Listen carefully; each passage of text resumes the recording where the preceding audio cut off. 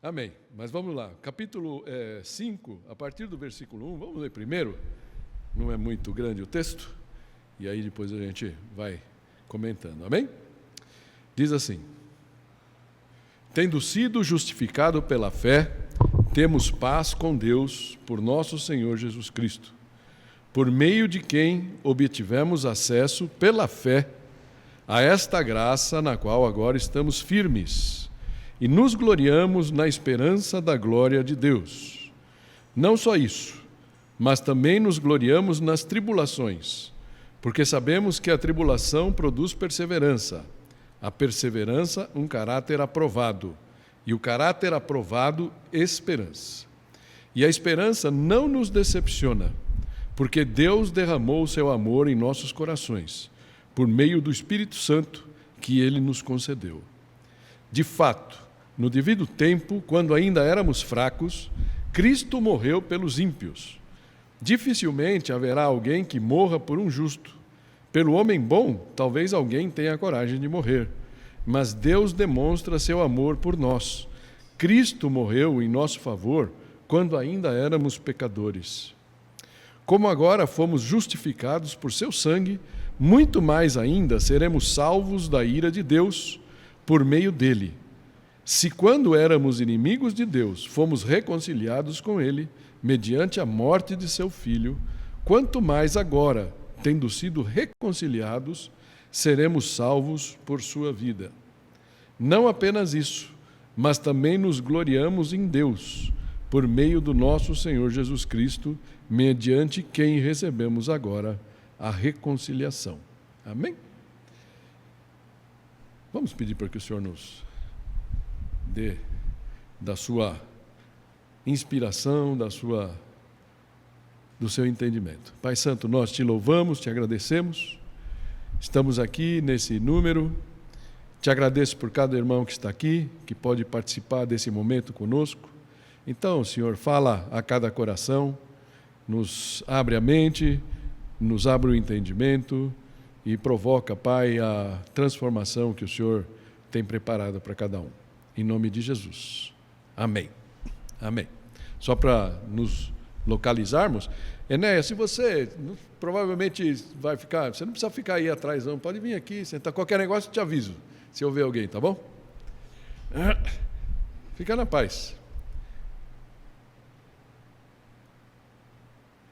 Se eu ver algum movimento estranho, eu aciono a diaconia, certo?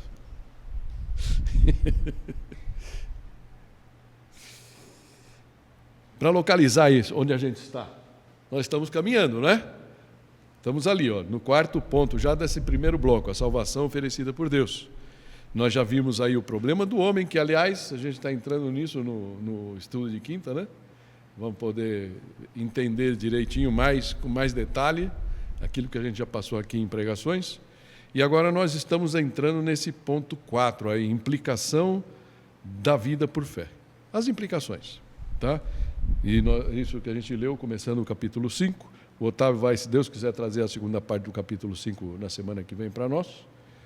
E essa parte aqui eu estou dando esse nome, o tema de os frutos da justificação. Uma vez que fala que fomos justificados pela fé, né?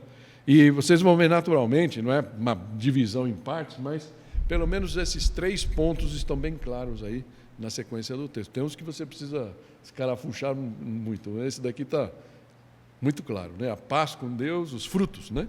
Que eles mencionam, paz com Deus, acesso a Deus e alegria. A alegria vai ter depois uma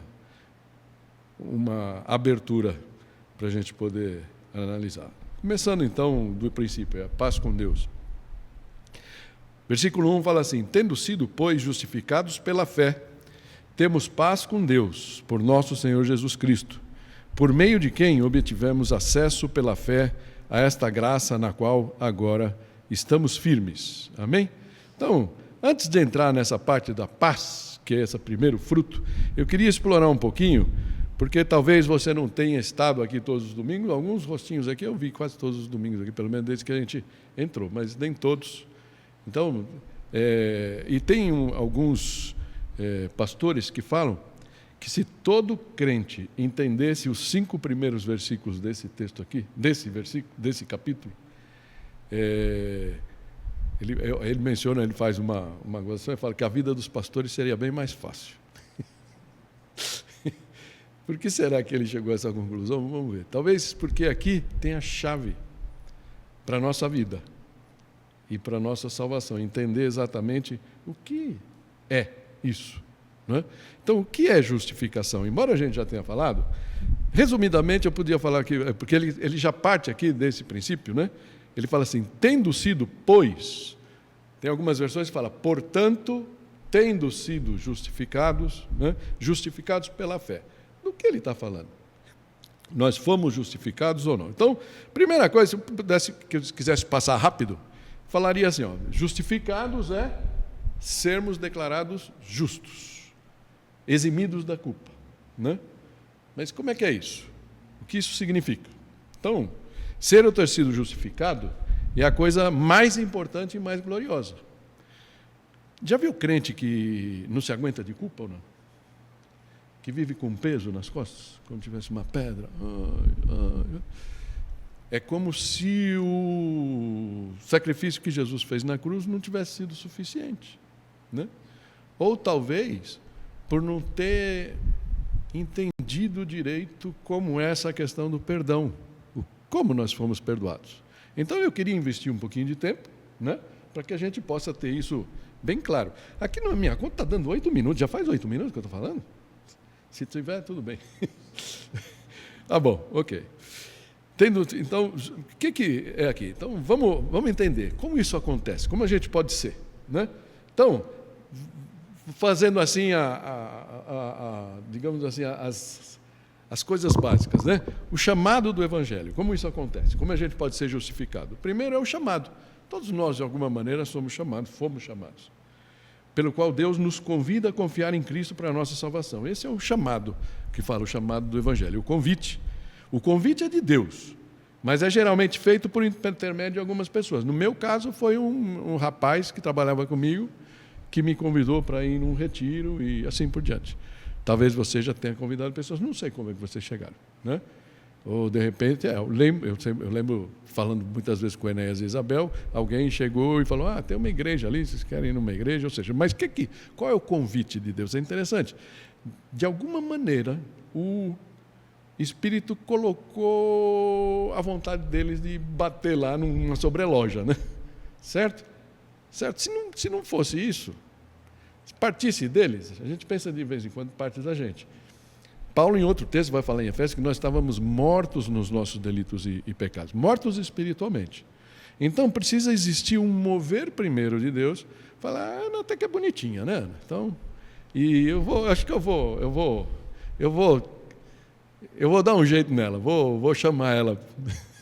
Daí desperta alguma coisa nela, ela do nada, mortinha, desculpa falar assim, mas mortinha espiritualmente no seu dia a dia, certo?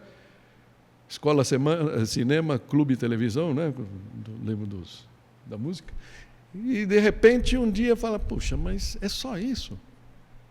Esse é o chamado. Esse é o chamado. O Espírito desperta alguma coisa em nós. Assim começa a história. Começou de todos nós. Pode ser a sua história ainda. Né? Aí vem a regeneração, nascer de novo. Aquilo que acontece pela qual Deus nos concede uma nova vida espiritual. Existe um despertamento espiritual que nos possibilita entender e atender ao convite. Né? Eu lembro quantas vezes eu fui na igreja presbiteriana na Rua Roma, ali na Lapa, para quem conhece, e chegava lá no sábado, me arrumava todo, tomava banho, todo bonitinho e tal. Aí tinha uma reunião de jovens, que esse rapaz tinha me convidado, e aí quando eu chegava lá, era duro de parar, parava o carro longe, aí a pé, chegava, subia a escada, tem uma escadinha lá que você sobe de um lado e desce pelo outro, né? Fazia isso, subia, chegava lá, alguma coisa em mim, falava, o que você está fazendo aqui? Hoje eu sei quem era.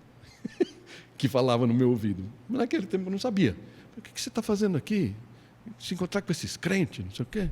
Aí descia, saía. Saía de lá frustrado, um negócio. Acho que umas 3 vezes isso aconteceu.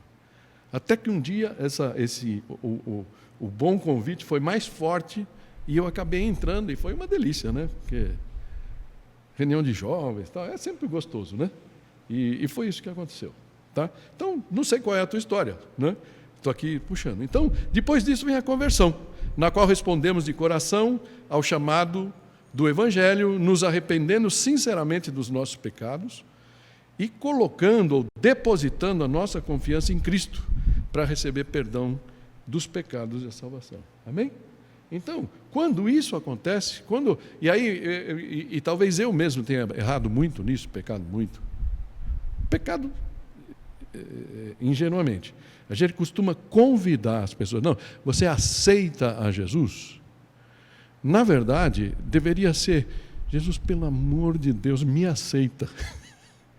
Porque quando cai a ficha na gente, que a gente é pecador, certo? Acho que estou falando com a maioria aqui, que já passou por esse processo. Fala, gente, eu vou para o inferno. Se eu não abrir meu coração, não está em mim. Então, Senhor, me aceita, me perdoa. Né? Então, esse é o momento onde Deus olha para a gente e fala assim, olha, querido, querida, seus pecados estão perdoados. Eu vou olhar para você agora pelo filtro de Jesus. Né? Eu vou olhar para você como se eu estivesse olhando para o meu filho. E meu filho pagou naquela cruz pelo teu pecado, pelo meu, por todos ali. Né? E ele morreu ali, pelos nossos pecados. Então, quando Deus olha para a gente, todos aqueles nossos pecados, e por incrível que pareça, os que a gente ainda vai cometer, já foram pagos ali por Jesus. Por isso não tem muito sentido crente andar com culpa. Né? A gente precisa realmente parar e falar, puxa, Deus, eu pisei na bola. Vamos combinar uma coisa? Crente pisa na bola ou não? Não? Tem alguns que não, mas ó, aleluia, o irmão santo. Crente pisa na bola, gente, infelizmente, má notícia, né? Então, mas por isso, se confessarmos os nossos pecados, Ele é fiel e justo para nos perdoar os pecados e nos purificar de toda injustiça. Amém? Confesso os meus pecados e estou novamente limpo. Que nem um pai, filho faz uma coisa, fica doida da vida, né? E aí, você não vai ficar doida da vida o resto da vida. Você vai ensinar, até isso pode acontecer. Então, esse é o processo. Então, isso aqui está falando. Você já foi, aí pergunto para você hoje, querido, querida, que está aqui. Você já foi justificado? Você sente isso? Você já teve esse momento com Deus? Você está livre de culpa? Essa é uma pergunta que todos nós temos que fazer. Amém? Então, essa é a declaração jurídica. Não é que a gente virou santo da noite para o dia. Juridicamente, Deus olha para a gente e Ele não vê mais pecado. Porque o Filho dele pagou. Né? Agora, nós vamos começar um processo de libertação do pecado. Para que a gente seja realmente justo. Cada vez mais parecido com Jesus. Todos nós estamos nessa jornada. Todos nós. Uns estão mais tempo, outros estão menos tempo. Uns pegaram atalho e andaram muito mais rápido. Tem crente de 5 anos de fé e é uma bênção. Tem crente de 30 anos de fé e é uma tranqueira. Mas cada um no seu tempo. Mas sabendo que a gente está nesse processo. Amém? Estamos juntos? Então, importante isso aqui para a gente poder partir. Tendo sido, então, justificados pela fé, é isso que Paulo está falando, temos paz com Deus. Paz com Deus. Essa é a grande maravilha aqui, certo? Então, define paz aqui, rapidinho. Não é um sentimento, não é aquela paz que a gente fala que excede todo entendimento, que está em Filipenses, que quando você ora, você entrega para Deus, te dá aquela sensação gostosa de paz. Não é essa paz que está falando aqui. Aqui está falando uma paz jurídica. Dá dedinho. Estamos em paz. Deus olha para a gente, Ele não olha mais com a ira, falou, transgressor, transgressora. Ele já entregou, já rasgou. Na contabilidade celeste, nossos pecados já não estão mais lá. Na nossa contabilidade, a nossa contabilidade está zerada. Então, nós estamos em paz com Deus. Estamos em paz, certo? Nós vamos falar dos desdobramentos dessa paz, mas é isso que está aqui. Então, é um status, é uma condição. Estamos de bem com Deus. E o melhor, Deus está de bem conosco. Se um dia a gente entregou o nosso coração para Ele, falou, Senhor, eu deposito minha fé em Ti, entendo o que Jesus fez por mim. Senhor Jesus, me perdoa, que o Teu sangue limpe os meus pecados. Eu abro o meu coração para Ti. A partir daí, estamos em paz. Tudo bem? Esse é o Evangelho. Esse é o convite do Evangelho. É o convite que nós temos que fazer para todos aqueles que a gente conhece e que sabemos que não estão em paz. Amém? Essa é a paz. Por nosso Senhor Jesus Cristo, por meio de quem obtivemos acesso pela fé a esta graça na qual agora estamos firmes. Né? Eu tinha posto aqui, versículo 10, lá na frente, vai falar: quando éramos inimigos de Deus, fomos reconciliados com Ele, mediante a morte do seu Filho. Ou seja, essa reconciliação. Ok? Então, esse é o entendimento aí que deve inundar o nosso coração. Paz com Deus e, portanto, é o primeiro fruto da justificação. Qual é o segundo? A gente pôs aqui, acesso a Deus. Né? O próprio versículo 2 vai falar: por meio de quem obtivemos acesso pela fé a essa graça.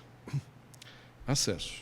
Hebreus 9 conta lá que a primeira aliança tinha regras para adoração. Então, quando tinha todo um esquema. As pessoas, até o tempo de Jesus, gentil não podia entrar na parte central do templo. Alguns crentes, vamos chamar assim, né? Antes de Jesus, né? Os religiosos podiam entrar até um certo ponto, mas lá dentro do templo tinha o santo lugar, que era um lugar assim como se fosse o templo propriamente dito, que só os sacerdotes podiam entrar uma vez por semana, e depois tinha o Santo dos Santos, o Santíssimo Lugar, que era um lugar, em tese, onde Deus estava, onde Deus visitava. Tinha a Arca da Aliança, toda aquela história, né? E então, só o sumo sacerdote podia entrar uma vez por ano. Ele tinha que se purificar, tinha que fazer sacrifício, trocava a roupa, 3 vezes ele trocava as vestes e tudo mais, para poder entrar lá.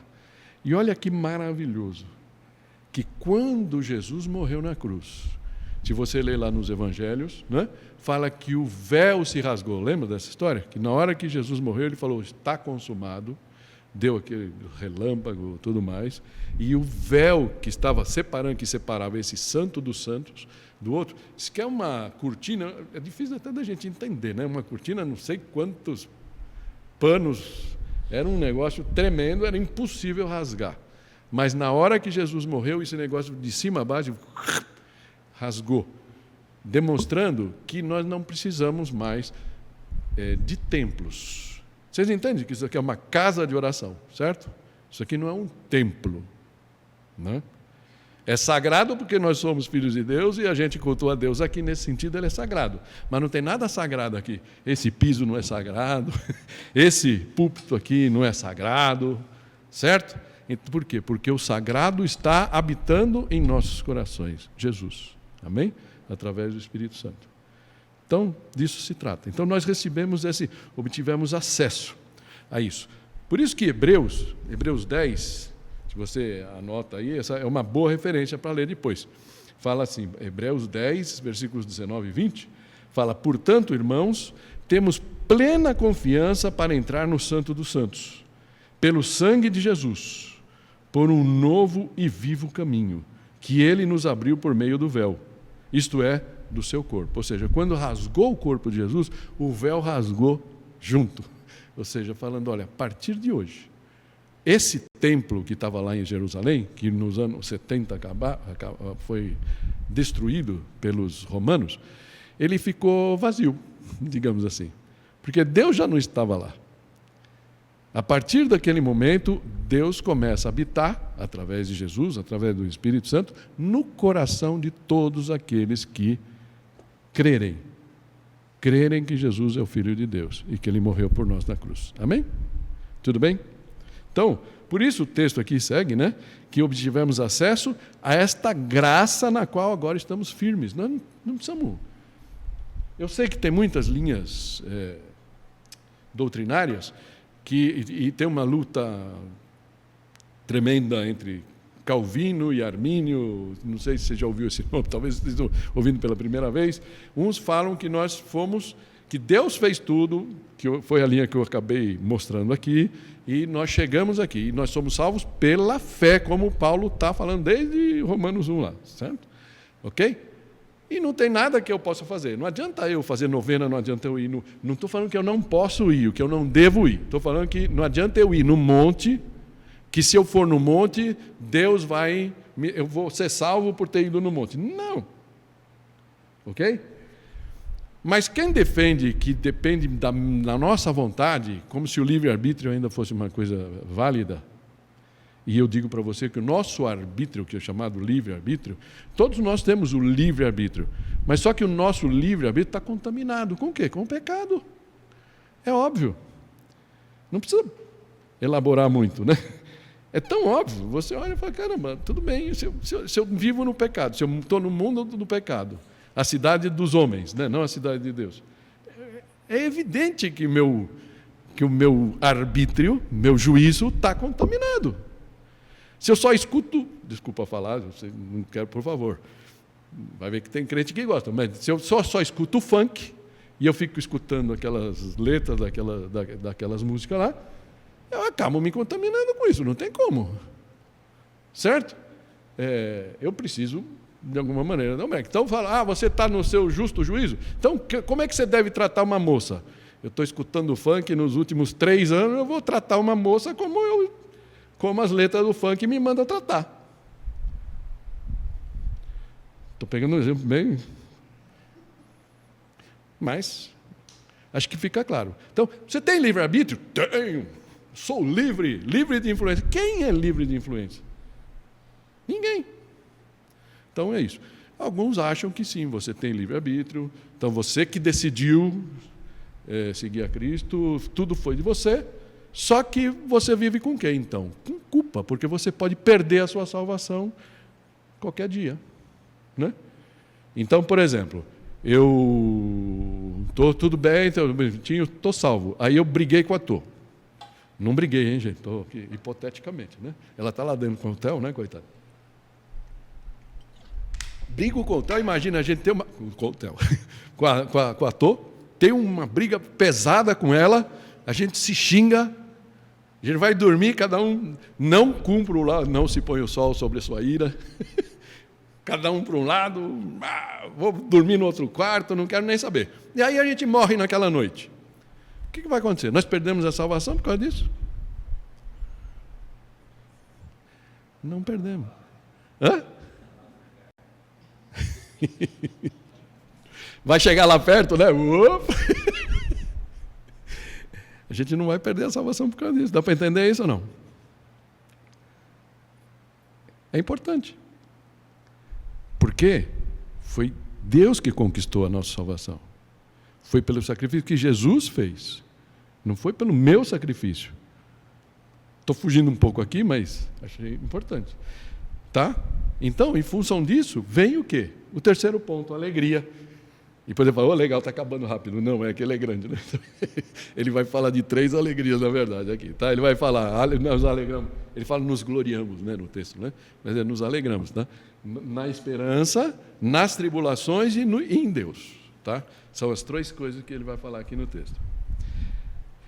A gente ainda está no versículo 2, mas né, que o texto é curtinho, ele fala muita coisa junto aqui.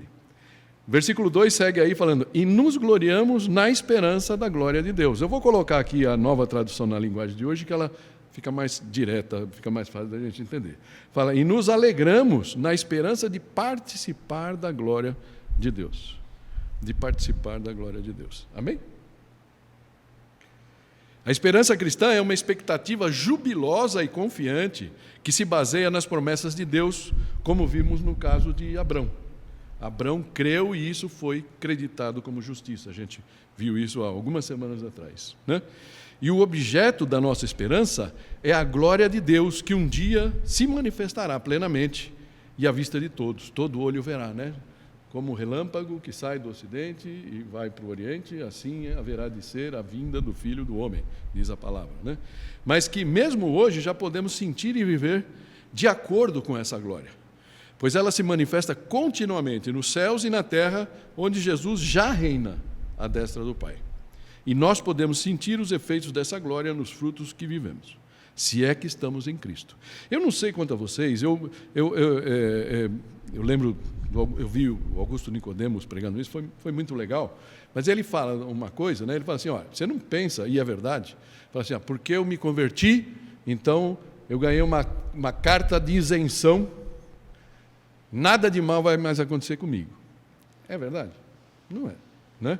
Ele falou, não, se cair um avião, crente e descrente vão estar dentro do avião, certo? Veio a Covid, ela pegou crente e descrente, não é que os crentes não pegaram e assim por diante, é uma coisa normal, certo? Ou seja, nós estamos no mundo para isso. Sim, eu concordo com isso e é verdade. Mas o que eu sinto de ver a vida dos crentes, a gente pode falar assim, tá? Que essa glória, de alguma maneira, ela vai se manifestando na nossa vida, e quando a gente anda junto com Deus, nossa vida, de alguma maneira, ela vai demonstrando essa glória, né? Deus vai nos preservando, aquele que fala que todas as coisas cooperam para o bem daqueles que amam a Cristo. Na NVI fala que Deus opera sobre todas as coisas para o bem daqueles que amam a Cristo. Ou seja, é como que a nossa vida, de alguma forma, por estarmos em Cristo, ela vai sendo preservada de coisas que o mundo... né? Então, um exemplo bem chulo de novo. Eu fui no baile de carnaval, roubaram meu celular, não sei o quê, me deram uma boa noite Cinderela, acordei, né? Sem um fígado, certo? Acontece. Rim, né? Acontece. O cara acorda numa geladeira, num quarto de hotel, dentro da banheira lá, o que aconteceu? Tudo bem, por favor, não é castigo nem nada, mas você se expõe a coisas que, normalmente, quando a gente está em Cristo, a gente não se expõe na mesma proporção. E parece que isso, de alguma forma, vai mostrando a glória de Deus na nossa própria vida, né? É isso que eu entendo, da forma que eu vejo a minha própria experiência de vida. Amém? E eu acho que isso está bem claro. Então, essa glória, eu vou aqui até ler uma coisa aqui que do Stott, que está no comentário dele sobre Romanos, e eu não vou conseguir falar melhor que ele. Então, eu vou ler aqui. Ele fala assim, um dia, porém, a gente está aqui nesse mundo, vivendo essas coisas todas, ainda passando pelas dificuldades, mas um dia, porém, a cortina se erguerá e a glória de Deus será inteiramente desvendada. Primeiro, o próprio Jesus há de aparecer com grande poder e glória. Então, além de vermos a sua glória, nós seremos transformados com ele na glória, de forma que ele será glorificado em seus santos, ou seja, em nós, né? Deus vai se falar que nós vamos ser um testemunho de Deus, da graça de Deus, para os anjos e para as potestades espirituais. Então, os seres humanos redimidos, que foram criados para serem imagem e glória de Deus, mas que por causa do pecado carecem da glória de Deus, isso está lá em Romanos 3:23, irão participar novamente e plenamente da glória. Capítulo 8, 17. Aí ele fala, em terceiro lugar, até a criação que geme será libertada da escravidão da decadência que se encontra para a gloriosa liberdade dos filhos de Deus. O universo renovado será inundado com a glória do seu Criador. E eu fiquei lembrando aquilo, como as ondas cobrem o mar, né? Como as águas cobrem o mar, né? Diz o texto. E tudo isso está incluído na glória de Deus e é, portanto, objeto da certeza da nossa esperança. E nós nos alegramos nela. E aí eu falo para vocês, irmãos, essa visão da glória futura é um poderoso estímulo para encararmos as dificuldades normais da vida. Então, algumas vezes a gente perde essa perspectiva da glória. Da glória que a gente vai ver quando Jesus virá, mas a glória que vai ser também os nossos próprios corpos. Corpos glorificados, sem dor, nossa, com vista boa, um monte de coisas, né? Vai ser perfeito isso. Então, que isso possa nos dar essa alegria. E aí eu pergunto para você, querido irmão, irmã que está aqui, você que nos escuta, você já vive de acordo com essa alegria? Você tem sentido essa alegria no dia a dia? Mas o texto segue falando de alegria nas tribulações. E aí é aquela parte que pega no nosso calinho, né? Não porque e aqui não é um convite a ser masoquista. Sabe o que é masoquista, né? Aquele que sofre, ai, que gostoso sofrer. Não é isso. Nenhum de nós gosta de sofrer. Mas fala que a gente pode se alegrar mesmo no sofrimento. É isso que ele vai falar. Não só isso, mas também nos gloriamos nas tribulações, porque sabemos que a tribulação produz perseverança, e a perseverança um caráter aprovado, e o caráter aprovado, esperança. Então, o segundo motivo aqui, né, de alegria é essa tribulação. Então, o que é tribulação? Tribulação é pressão, principalmente em função da nossa fé. Talvez a gente ainda não sinta muito isso, porque a gente não vive assim tão religiosamente. Mas talvez o próprio mundo, o andar da carruagem, vai fazer com que a gente tenha que se posicionar, né? E por isso eu sou bem crítico. Tem algumas pessoas, a gente estava comentando até disso um pouco antes, algumas pessoas falam, não, o anticristo tem que vir, é bíblico, né? Vai ter um momento que o mundo vai ter um governo global. Portanto, para isso, os globalistas que hoje estão por aí lutando para implementar as suas bases, vão ter que vencer para que o mundo tenha o anticristo como um governador mundial, certo? Agora, isso não faz com que a gente deva aplaudir essas coisas e falar, que bom, então assim Jesus vai voltar antes. Eu entendo, e eu acho que os melhores teólogos entendem, que o papel que Deus nos chama a fazer são dois. Primeiro, é alertar o povo de Deus, né? Não dá para a gente viver alinhado com o mundo, porque quando chegar esse governo, esse presidente mundial, se a gente estiver bem alinhado com o mundo, a gente vai amar esse cara. E vai ser uma tendência muito grande da gente olhar para esse cara e falar, esse cara é tudo que eu entendo que deve ser um líder. E eu acho que muitos abdicarão da fé. Então, o primeiro papel meu como pastor de vocês é alertar vocês. Cuidado com o mundo. Cuidado.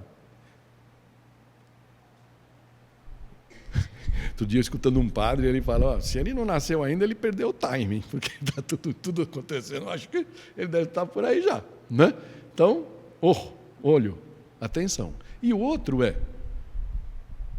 a gente, dentro do possível, acho que o nosso papel como crentes é atrapalhar um pouquinho a caminhada dele, certo? Salvar, resgatar pessoas que estão no mundo, mortos em seus delitos e pecados, com o seu livre-arbítrio, livre, mas contaminado com o mundo, nós temos que alertar. Esse é o nosso papel.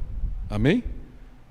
Para que quando a gente chegar diante de Jesus, diante de Deus, no dia do julgamento, ele fala, bonitão, bonitona, o que você fez com o Zezinho, com o Guinho, com o Luizinho, com o Joãozinho, com não sei o quê? O que você fez? Eles estavam tão bem, estavam tão alinhadinhos ao mundo, que eu achei melhor deixar eles lá. Ok? Esse é o nosso papel. E é interessante, falar, poxa, mas por que eu tenho que passar por dificuldades?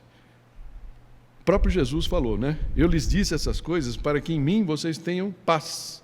Neste mundo vocês terão aflições. Vocês passarão por aflições. Contudo, tenham bom ânimo, né? Na NVI fala só ânimo, pois eu venci o mundo. Eu venci o mundo. Então a gente vai passar por sofrimento. Sim ou não? Vamos ficar chorando a vida inteira? Depende do sofrimento, né? Eu acho que Deus, como um bom pai, vai nos acarinhar se a gente está muito sofrido, muito dolorido. Mas a gente tem que entender que isso é parte do nosso treinamento, tá? Por isso o texto segue aqui, né? Quando ele fala aqui, né? Porque sabemos que a tribulação produz...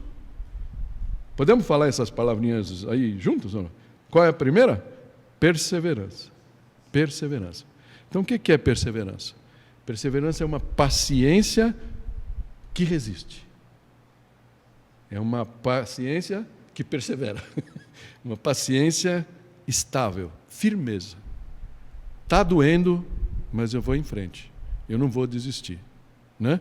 Então, essa perseverança, então a tribulação, o sofrimento, se não doer nunca, a gente não vai ganhar força, a gente não vai... Então, por exemplo, todo tocador de violão tem uma tentação. Porque tem dias, ainda mais se a gente vai tocar, você tem que treinar, dói. E tem calo.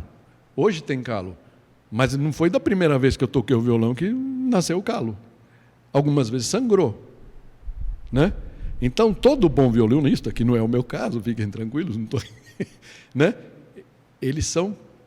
essa palavrinha está nele, persistência. Persistência. Ai, doeu. Ai, sangrou.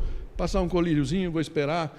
Tem uns que passam esmalte de unha da mulherada, passa na ponta do dedo e vai tocando, até um dia que os calos começam a aparecer. Esse é o processo do sofrimento na nossa vida. Amém? Então, perseverança gera o quê? Um caráter aprovado. Algumas Bíblias, a maioria delas falam caráter aprovado, e eu concordo com isso, que é maturidade espiritual. Mas algumas Bíblias, como a Almeida, fala experiência. Né? É mais genérico, né? Mas experiência, é aquela experiência de vida mesmo. Né? Então, se eu estou tocando um dia, vai doer meu dedo? Fala, eu sei que, primeiro, eu sei que eu resisto, que eu não vou morrer por causa dessa dor. Segundo, eu sei que ela vai passar, um dia depois do outro. 3, eu sei que se eu passar por aquela dor, se eu resistir àquela dor, eu vou tocar a música melhor. Né? Então, é mais ou menos a mesma coisa na nossa fé. Eu não vou morrer por esse sofrimento, eu sei que Deus está comigo, essas experiências de vida que nós vamos aprendendo. Né? E depois do caráter aprovado, a esperança, porque firme confiança nas promessas. Eu sei, eu estou passando por esse sofrimento hoje, mas eu já passei por vários, e eu sei que eu não morri em nenhum deles, eu sei que eu superei todos eles, como Jesus falou, eu venci o mundo, então eu vou crer na promessa. Amém? Gosto muito dessa frase do Dallas Willard, e eu estava pondo essa foto aqui, pensei, nossa, meus gurus estão ficando velhos, né? Não sei porquê, mas tudo bem. Né? Mas essa frase aí que eu já mostrei para vocês outras vezes, mas eu acho que tem muito a ver com esse processo aqui. Né? Fala, quanto mais oramos, mais pensamos em orar. E à medida que vemos os resultados da oração, ou seja, as respostas de nosso Pai aos nossos pedidos, nossa confiança no poder de Deus transborda para outras áreas da vida. Ou seja, estou passando por um sofrimento, ora, Senhor, me ajuda a passar por isso, o que o Senhor quer que eu aprenda? Eu não estou conseguindo entender que lição o Senhor está querendo me dar com isso aqui, me ajuda a ver e tal, tudo bem. Passou, Deus te ajudou, você passou por aquela, isso vai te gerando essa confiança, vai engrossando o caldo, né? Daquela carne de panela gostosa, né? E vai aumentando o caldo e a gente vai ficando mais firme, com mais esperança, que apesar de qualquer perrengue que a gente passa, a gente está com Deus. Amém? E o versículo 5 deixa isso claro, fala, e a esperança não nos decepciona, porque Deus derramou o seu amor em nossos corações, por meio do Espírito Santo, que Ele nos concedeu. Ou seja, se a nossa esperança estiver alicerçada na fonte certa, nas promessas de Deus, e sobretudo no seu amor, jamais nós vamos ficar decepcionados, porque o Espírito Santo vai deixar isso claro para nós. Amém?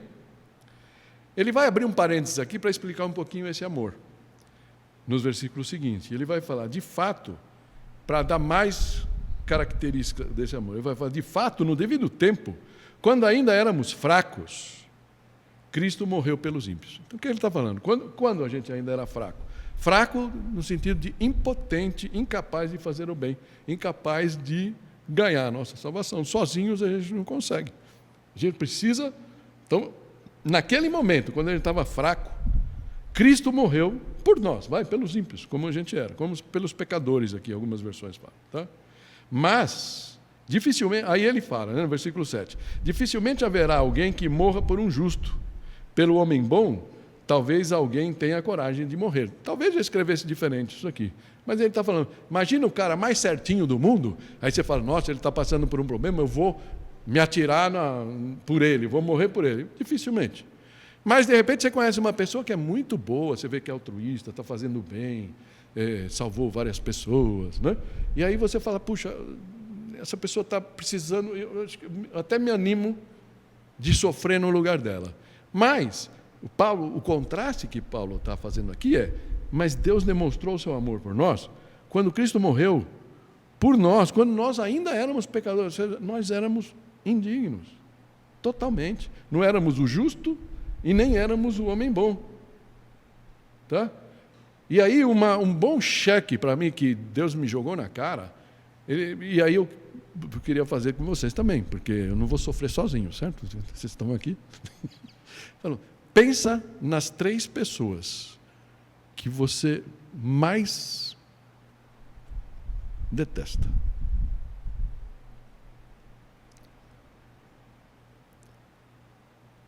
E aí Deus pergunta, você morreria por essa pessoa?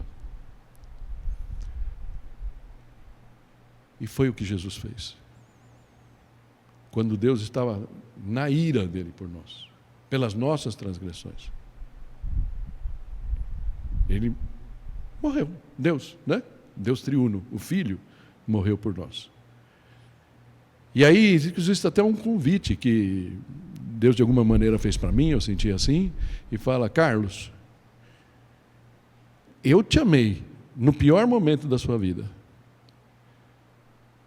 E eu te convido a exercer esse amor. Ame essas pessoas que você detesta.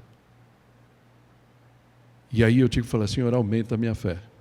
Aumenta o meu amor. E eu acho que vocês podem me entender claramente. A gente tem que pedir para Deus. Porque se eu tiro os olhos do que essas pessoas estão fazendo ou fizeram e penso no que Jesus fez por mim, muda a minha perspectiva. E por gratidão eu falo, Senhor, ensina-me a amar essas pessoas que eu detesto. E eu quero abençoar essas pessoas em nome de Jesus. Amém? Nós vamos fazer isso no final, mas já está quase no final, né? Ele fala, aí ele segue, então, vai então para a última das alegrias que ele nos convida, que esse texto nos convida. É alegrar em Deus mesmo. Quando a gente está bem em Deus, a gente vai se alegrar em Deus, não é? Eu, mais uma vez, vou lembrar no meu começo de namoro com a Tô. Desculpa, não vou falar do seu namoro, não sei, né? Mas eu lembro, algumas vezes a gente saía, fazia algumas coisas, ia para o Parque de Ibirapuera, que bons tempos esses. Ia no Parque de Ibirapuera fazer estudo bíblico com ela, estava discipulando ela. E aí, de vez em quando, a gente saía para não fazer nada. Sabe o que é nada? Porque era gostoso estar junto, né? Era bom estar juntos, independente do quê. Você já sentiu isso com alguém? Você sabe o que é. Então, é esse nada que Deus fala, vem fazer nada comigo, né? Vem se sentir bem do meu lado, por estar comigo, por estar orando a mim, por estar lendo a minha palavra. Amém? Esse é o convite. E é isso que fala. Então, a partir do versículo 9, fala assim, como agora fomos justificados por seu sangue, muito mais ainda seremos salvos da ira de Deus por meio dele. Ele fala, cara, se ele morreu por você na cruz, pagou aquele preço alto para você poder estar com ele, muito mais agora que você já está livre da ira dele, ele vai fazer coisa por você se você pedir, né? O pior ele já fez. O pior, o mais difícil, o mais complexo ele já fez. Não vai manter o mais simples agora? Não faria nenhum sentido, né? Não fazer. Aí o versículo 10 fala, se quando éramos inimigos de Deus, fomos reconciliados com ele mediante a morte do seu Filho, quanto mais agora, tendo sido reconciliados, seremos salvos por sua vida. Ou seja, é por isso que nós temos que confiar. O pior já foi feito. Jesus morreu e ressuscitou, graças a Deus. Então, o que pode ter na nossa vida que ele não pode arrumar? Que ele não pode nos socorrer? E algumas vezes a gente pensa, não, Deus pode fazer um monte de coisa, mas o meu problema. Né? O que nos leva à última afirmação de Paulo. Por isso, no versículo 11, ele fala, não apenas isso, mas também nos gloriamos em Deus, por meio do nosso Jesus Cristo, mediante quem recebemos agora a reconciliação. Amém? Reconciliação. Estamos reconciliados. Queridos, diante de... Então, deixa eu colocar eu botei aqui da NVT, e fala assim: agora, portanto, podemos nos alegrar em Deus, com quem fomos reconciliados por meio do nosso Senhor Jesus Cristo. Então, a gente já tem tudo. Tudo que a gente precisa. Tudo que Deus poderia fazer pela gente. Para nos levar para a vida eterna. Foi feito. O que nós podemos fazer então? Nos alegrar. Nos alegrar. E aí, diante disso, eu pergunto para vocês, diante de todas essas bênçãos, esses frutos da justificação, que pudemos refletir aqui, a única atitude que podemos ter é a de realmente nos alegrarmos em Deus, que nos deu o privilégio de conhecer e de abraçar esse maravilhoso plano de salvação. E em Filipenses 1,6, Paulo vai dizer para a gente: estou convencido de que aquele que começou a boa obra em vocês vai completá-la até o dia de Jesus Cristo. Amém? Se ele foi capaz de tirar você da inércia, daquele momento onde você estava, como o próprio fala, morto nos seus delitos e pecados lá, na sua vida mundana, e foi capaz de te despertar, te chamar a atenção, te trazer a se arrepender. Ele não vai completar a obra para você ser mais parecido com Jesus? É isso que a gente precisa. Então, para terminar aqui, eu queria convidar você a fechar os olhos para a gente, antes da gente orar. Existe uma pergunta que eu, como pastor, preciso fazer a você. Preciso. Você já respondeu a esse maravilhoso plano da salvação? A sua situação legal frente à justiça de Deus é essa? Você foi justificado? Você se sente justificado, justificada? Você está completamente seguro, segura de que no dia da volta de Jesus, ou no dia da sua partida, se a gente for antes, talvez isso aconteça, você estará segura nos braços de Jesus? Deixa eu ser um pouco mais incisivo com vocês, né? Se em algum momento da sua vida você não reconheceu que era pecador, que era pecadora, e, portanto, merecedor da morte eterna, é o meu dever dizer que você ainda precisa dessa justificação. Ninguém vai a Deus para ser salvo se não entende que tem que ser salvo. Então eu queria dizer para você, quem sabe hoje seja o dia de você fazer uma oração muito simples. Falar: Senhor, creio que entendi. Senhor, eu entendi o plano da salvação. Senhor, eu quero, Senhor, abrir o meu coração a Ti. Eu reconheço o meu pecado. Eu reconheço. E eu reconheço que sem o Seu favor, sem o sacrifício que Jesus fez, o meu destino é passar a eternidade longe de Ti. E eu não quero isso para a minha vida, Senhor. E hoje eu Te peço, Pai, por favor, Senhor, em nome de Jesus, tem misericórdia de mim e me aceita diante de Ti. Me aceita na Tua família, Senhor. Me aceita, Pai, como membro da Tua família, Senhor. Eu quero, Pai, a partir de hoje, ter, Senhor, o Jesus como meu Senhor e meu Salvador pessoal. Em nome de Jesus. Amém. Senhor Deus, olha para cada um aqui, Senhor, e mesmo aqueles, Senhor, que estão na estrada há tanto tempo, quem sabe hoje, foi uma boa oportunidade, Pai, para entregarmos o nosso coração de uma forma definitiva. Colocar diante de Ti, Pai, no meu viver, todas as minhas dúvidas e saber que o Senhor é esse Deus maravilhoso. Se o Senhor, em nome de Jesus, por Jesus, se Teu Filho amado morreu por cada um de nós naquela cruz, Senhor, o que mais eu preciso para descansar em Ti e entregar os meus dias a Ti? Em teu nome oramos. Amém. Amém?